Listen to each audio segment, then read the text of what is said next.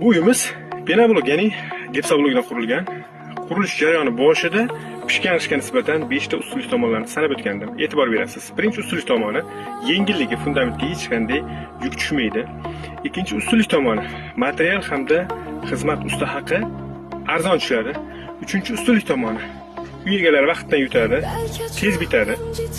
To'rtinchi ustunlik tomoni tashqarida -3 gradus juda ham sovuq.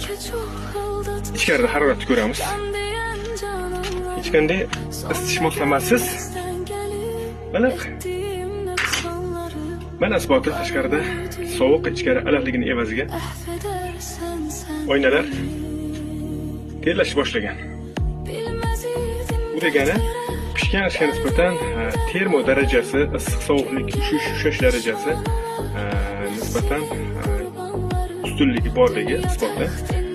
5-chi ustunlik tomonini sanab o'tadigan bo'lsam, 5-chi ustunlik tomoni men ko'p urganman pishgach, ko'p holatda nam tiyishi bilan pishganishdan juda katta miqdorda sho'r chiqib ketish.